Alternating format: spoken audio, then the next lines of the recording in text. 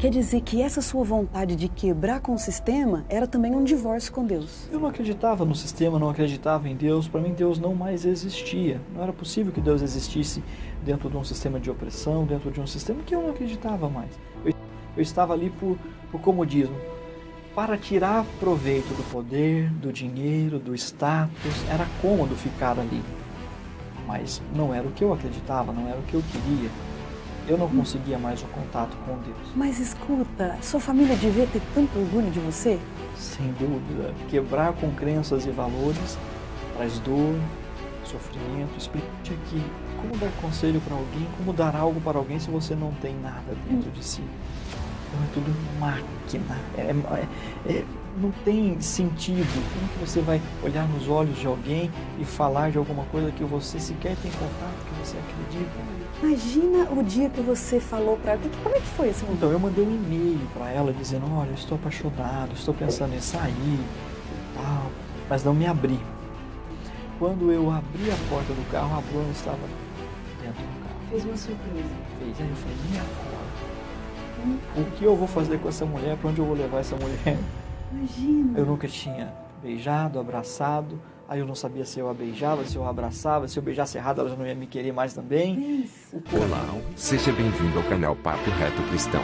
Deixe seu like, ative seu sininho e clique em inscrever-se para receber novidades de novos vídeos que irão impactar sua vida. Obrigado.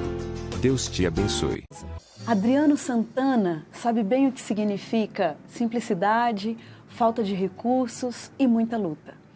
Desde cedo na vida, sabia que seria um seminarista e assim foi durante sua adolescência até que tornou-se frade franciscano e formou-se padre e seguiu seu caminho pelos interiores de Minas Gerais, cumprindo os seus votos e sendo consagrado à sua vocação.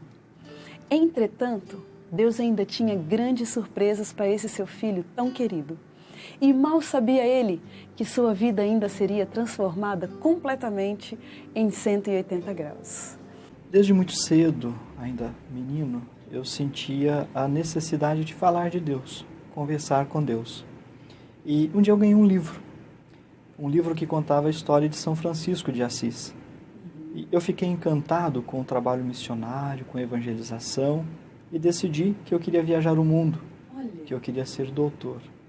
E apareceu um padre e que me questionou, quer viajar o mundo? Quer se tornar doutor? E eu fiquei encantado e aí tive que convencer os meus pais, de uma família simples, do interior, pobre, sem recursos, mas eu vi ali a oportunidade de falar de Deus, de fazer a experiência de Deus e de viajar o mundo e de estudar. E aí comecei a minha longa jornada de encontros e desencontros. No início foi muito interessante porque eu falava de Deus, fazia a experiência de Deus. Com o passar dos anos, eu fui perdendo este contato com Deus, estudando filosofia, teologia, fui me tornando cientista, fui me tornando distante do projeto de Deus, fui me desencantando com tudo aquilo que outrora eu sonhava, fui me machucando pessoas, e aí começa um caminho de dor, um caminho de um sistema opressor, um caminho onde por pura e simplesmente memória se fazia ritos, se falava, se pregava, mas não mais porque acreditava. Deus estava muito distante, depois de um tempo de caminhada, daquilo que outrora lá atrás eu sonhava. Então, você entra no seminário, faz o 1º grau, 2º grau, noviciado, depois vai para a faculdade de filosofia, teologia, se torna frade, faz os votos de pobreza, castidade, obediência. Fiz todos os votos, fiz todos os estudos, viajei por diversos estados, lugares, diversas igrejas.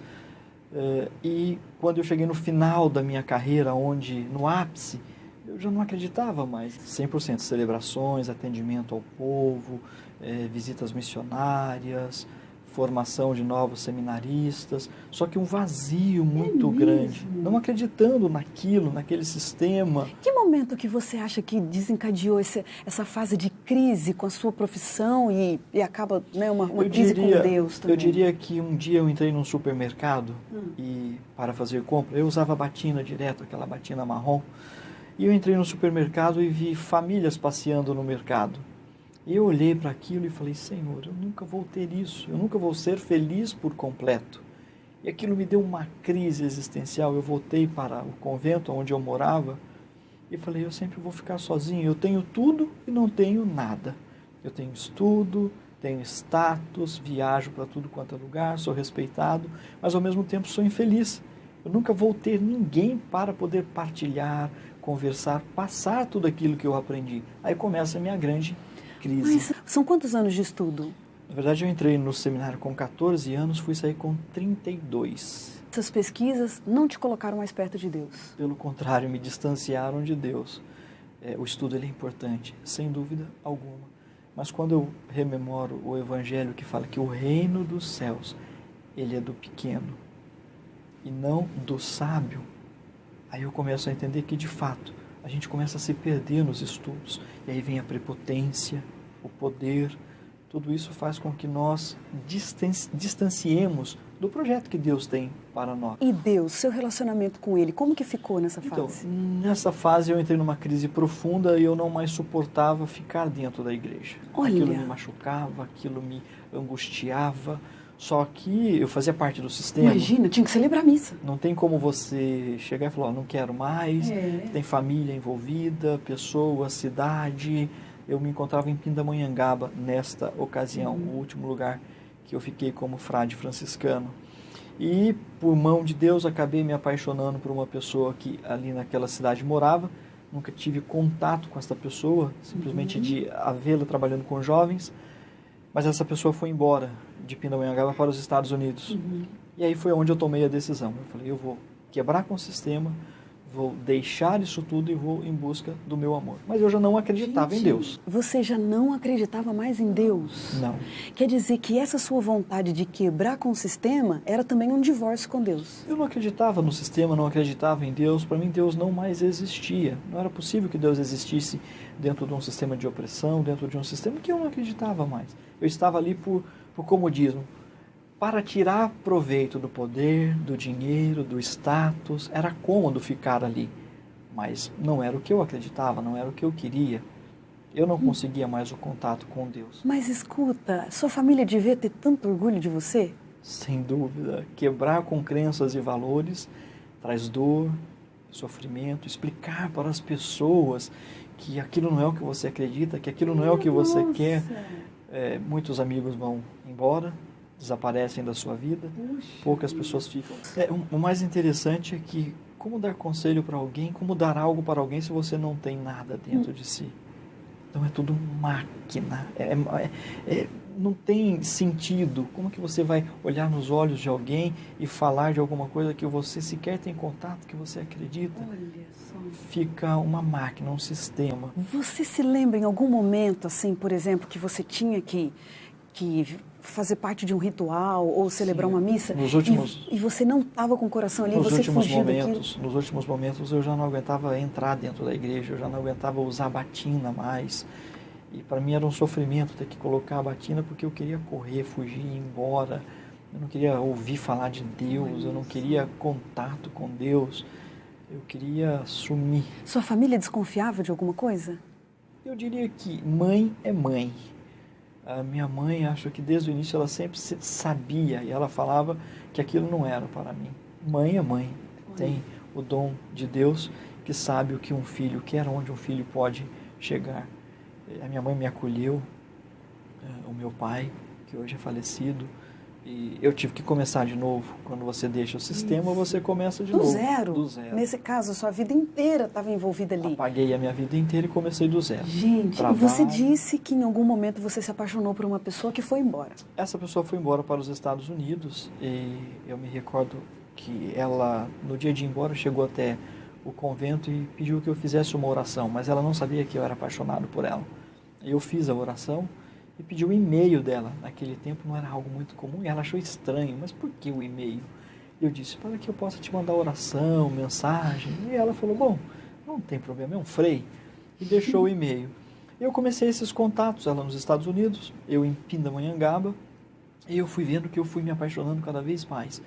Porque ela era simpática, era forte, mas me incomodava a fé. Ela acreditava em Deus, era temente, e aquilo era um confronto, mas eu ficava cada vez mais apaixonado por ela. E ela já sabia disso? Não. Até que um dia eu tive que contar. Mas nesse ponto, você já tinha rompido com a igreja? Ainda não. Não. Eu não tinha conseguido sair do sistema. Você, quer dizer, ela lá, imaginando que estava trocando o e-mail com um frei. Que tinha um interesse nela que ela sequer sabia. Imagina o dia que você falou para ela. Como é que foi esse momento? Então, eu mandei um e-mail para ela dizendo, olha, eu estou apaixonado, estou pensando em sair e tal, mas não me abri. Ela me respondeu, olha, Frei, ore bastante, pense bem, é toda uma vida, tome a decisão embasada em oração, em Deus. E ela me ligou. Conversamos bastante, eu falei, eu não aguento mais, eu estou sofrendo, expliquei tudo. E eu falei assim, olha, a pessoa que eu estou apaixonado você conhece muito bem. E ela ficou curiosa. Ela nem mas imaginou. Quem é e tal. Quando eu falei, é você, ela desligou o telefone na minha cara. Imagina o choque. Foi um choque. Ela me conta hoje que ela foi para a igreja nos Estados Unidos, chorou muito, ficou confusa. E eu liguei de novo. E ela falou, olha, Frei, vamos parar de nos falar, me esquece, você deve estar carente, confuso, você está brigando com Deus, arrume a sua vida, arrume seu coração. E eu falei, tá bem, eu vou parar de te ligar 1 ano, e daqui 1 ano eu vou te ligar de novo. Se não tiver passado os meus sentimentos, se você tiver algum sentimento por mim, nós vamos voltar a nos falar. Mas eu não acreditava em Deus, não falava de Deus, e ela achava que eu era um homem de Deus. Olha. Mas eu não era um homem de Deus, muito distante de ser um homem de passado. 1 ano, no aniversário dela, eu liguei. Escuta, mas nesse período de 1 ano, foi o momento em que você rompeu? Não rompi ainda, eu fiquei dentro do sistema, ficou descrente, ainda fazendo por obrigação, sofrendo. Ai, que luta, que sofrimento, hein? Aí nesse período eu falei, eu tenho que resolver minha vida, mas é o que eu disse no início, como largar tudo, começar do zero. Não é da noite pro dia. Não é da noite pro dia. E as cobranças, a sociedade, o medo de dar errado e de não ter aonde se agarrar no sistema. Até que um dia ela falou assim, olha, vamos parar de nos falar novamente. Vamos ver o que um sente pelo outro, depois a gente vai resolver. E aí parei mais 1 ano de ligar, de entrar em contato com ela. E quando liguei, que foi no aniversário dela, eu falei, Bruna, estou ligando para te dar os parabéns. Já faz um tempo que nós não nos falamos. Eu sei o que eu quero. O que eu quero é não ficar aqui. O que eu quero é você. Não sei como fazer, como quebrar com tudo isso, mas se precisar eu vou embora para os Estados Unidos, começo de novo. E se você falar não para mim, eu vou embora para a África e vou morrer como um mártir lá. Ou é você ou é a morte. E ela falou, para, não faça chantagem, resolva. E aí ela falou, agora eu não posso te ligar, estou com meu noivo, não tem como te ligar. Aí eu falei, então tá bem, nós nos falamos mais tarde. Mais tarde ela me ligou e falou assim, olha, Frei, você tem que resolver sua vida. Se você gosta de mim, primeiro resolva os seus conflitos. Resolva o seu coração, resolva a sua carreira. Depois disto feito, aí a gente ela volta foi a se muito falar. sábia, né? É uma mulher muito forte. Porque, pensa bem, ela ia se enfiar numa enrascada total, porque Total. você estava confuso totalmente. Conflitos. Pensa, se ela fosse E ela imatura... não me conhecia. Ela nunca tinha me beijado, Ela nunca tinha me conhecia o abraçado. Frei, né? Nunca tinha me beijado, abraçado. E aí eu sei que eu decidi, entrei com um pedido junto à igreja, pedi a minha saída, a minha exclusão. Você se lembra desse exclusão. dia? Como é que foi esse Foi um momento? dia difícil conversar com o meu superior. Ele falou, não, você não vai sair, você é importante para nós. Foram muitos anos juntos, um tempo de investimento em você. Claro. Fala o país que você quer ir embora, o que você precisa, que tratamento que você precisa fazer, isso é carência, como que você vai ficar com a mulher que você não se deitou com ela. E eu tomei um susto, falei, pera, como? Você está me falando isso, meu superior, você é religioso? Ele falou, não, mas como é que você vai, você nunca beijou, nunca ficou com essa mulher? Eu falei, então, mas é ela, eu não quero isso aqui mais. E no dia 7 de setembro, é interessante, o dia da independência, foi o dia que eu saí do convento, o dia que saiu a minha exclusão. Aí começa a grande luta, né? Porque não tinha nada. E agora, vai para onde? Morar. Mas interessante que quando eu tomei a decisão, eu liguei para a Bruna e falei, olha, minha decisão foi tomada, eu entrei com um pedido, eu vou sair. Ela falou, muito bem, agora nós podemos conversar. E aí eu sei que nós conversamos, fomos trocando ideias, e um dia ela me pediu a minha conta bancária, o número.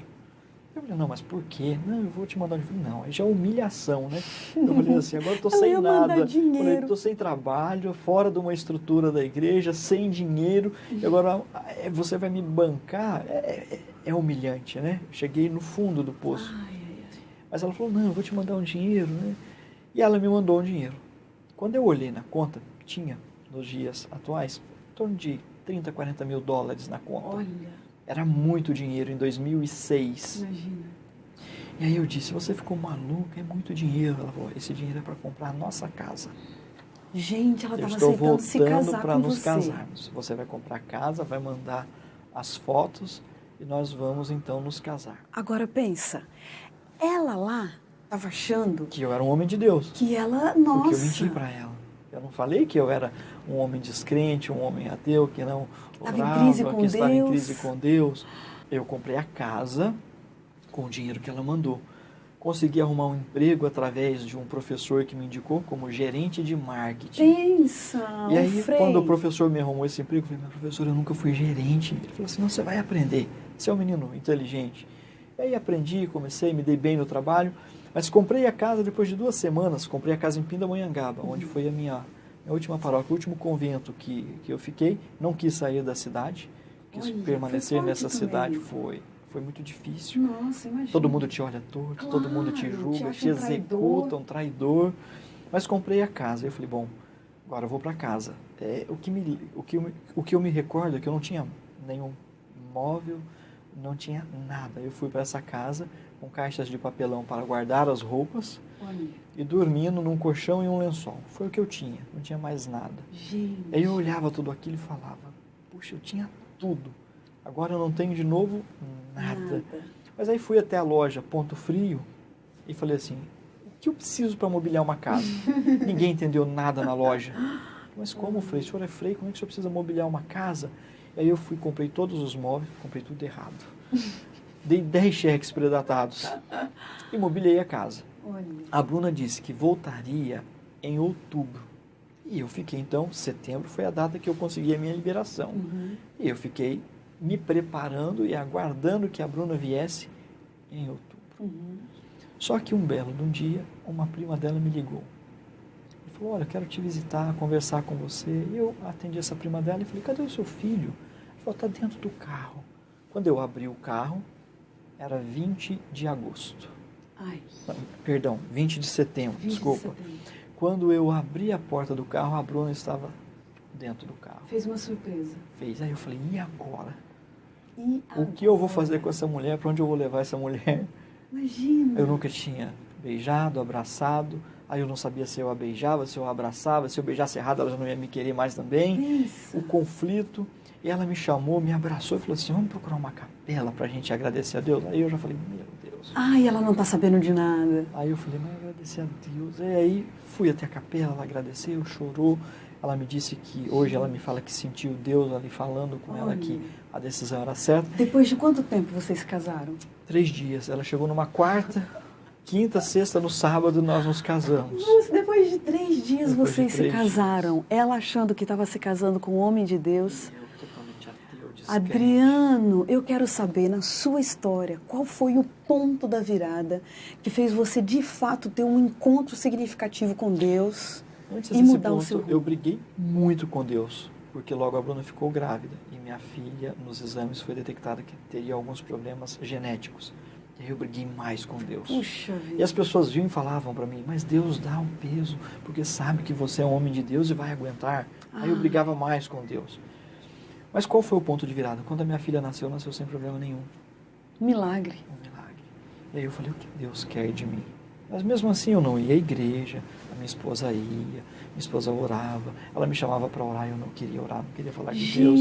Eu fazia sucesso por onde eu passava, falando tudo contrário a Deus. Como filósofo, eu explicava que milagre não existia, que os fenômenos eram químicos ou físicos e que Deus não existia.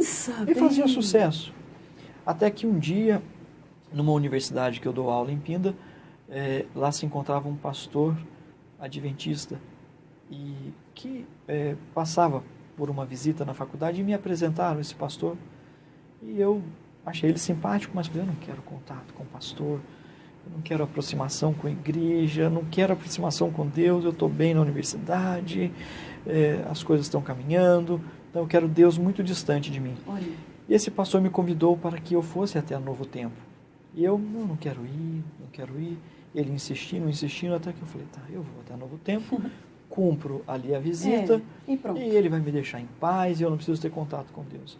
E confesso que o dia que eu fui até a Novo Tempo, eu senti o coração ardendo como aos 14 anos, quando eu quis ser frade, padre. Olha só. Me encantou o jeito das pessoas, me encantou a obra, as pessoas educadas. Feliz quarta, feliz quinta, que Deus abençoe. Vida. E aí eu voltei para casa diferente, muito diferente. Só que a minha esposa, ela falou, é mais umas das suas, porque você já, depois que deixou de ser frade e se casou comigo, você já foi no budismo para conhecer, no espiritismo, você já foi no shintoísmo, você já estudou todas as religiões. Agora é mais uma. Agora é mais uma. Ela falou, você não acredita em Deus, você entende a religião como uma filosofia, como um estilo de vida, você não tem um contato com Deus. Que decepção para ela, né? E ela chorava muito e ela nunca desistiu de mim.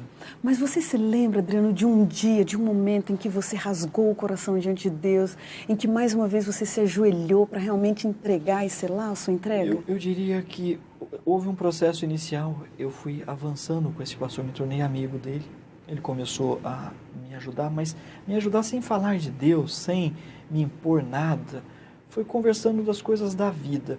O que me chamou a atenção foi que ele estava com câncer. Ele agradecia a Deus todos os dias. E aí eu falei, poxa, mas como que ele pode agradecer a Deus na atual situação que ele se encontra? Que pastor que era isso? Edson Rosa. Uhum. E eu comecei a ficar apaixonado pelo jeito dele, pela forma dele. E comecei a gostar de ficar por perto dele, de tê-lo como amigo. E quando eu me dei por conta, eu estava fazendo os estudos. Depois, quando eu me dei por conta, eu estava indo na igreja de vez em quando. E aí, quando eu me dei por conta, eu estava dando consultoria na Novo Tempo. Depois, mais um pouco, estava dando aula no NASP, na Universidade Adventista. E aí Deus já tinha tomado conta da minha vida. Olha só. E aí eu comecei a gostar de Deus. Ai, que legal. A falar de Deus. E eu comecei a não ser um cara nervoso, arrogante, prepotente. Eu comecei a ter Deus como valor, não mais o dinheiro, não mais o status. Quer dizer, aquelas virtudes cristãs que todo frade franciscano, né, deveria ter. Pensa, agora você começa a descobrir o que é mansidão, pensa. Sim. E aí eu comecei a ficar diferente. Aí houve um grande conflito. A minha família não aceitava, de novo, mais uma mudança, mais um processo. Mas eu ia para a igreja, levantava aos sábados, me arrumava, ia. Um grande conflito, porque eu dava aula na pós-graduação aos sábados em uma outra universidade. Como deixar essa outra universidade? Como deixar esse dinheiro que era necessário na minha vida em troca de um compromisso com Deus? Ninguém entendia o que eu estava fazendo. Todos falavam, é mais uma maluquice dele. É mais uma insanidade. E eu fui avançando, eu fui pegando gosto, eu fui quebrando compromissos com coisas que antes tinham valor para mim, que agora não tinham mais. Fui mudando em casa, meu comportamento com a minha esposa, meu comportamento com a minha filha, o meu comportamento com a minha mãe, com as minhas irmãs. Em casa nós brincamos, as minhas irmãs e a minha mãe e a minha esposa. Todos os dias elas perguntam, você está na graça ainda, né? Porque depois que eu comecei a frequentar a igreja, eu olho o mundo com outros olhos. Eu vejo Deus em cada situação, em cada momento. Mas como Deus é bom, não desistiu nunca de você, hein, Adriano? Eu tenho dito para as pessoas que sempre é tempo. Sempre é tempo. Deus, ele não desiste. É isso. Tudo o que aconteceu é porque Deus permitiu. Ele tinha um plano muito grande para mim. Hoje eu acredito piamente nisso. Que história linda. Ele tinha que me lapidar, que me transformar. Aí ele tinha que me quebrar por inteiro para que hoje eu pudesse falar dele. Tudo para a honra e glória do nome dele, não para. Se gostou do vídeo, deixe seu like, seu comentário e inscrever-se. E vamos avançar esse trabalho compartilhando para outras pessoas. Tem interesse de estudar a Bíblia? Deixe seu contato no comentário, que iremos entrar em contato, e conhecereis a verdade e a verdade vos libertará. Amém.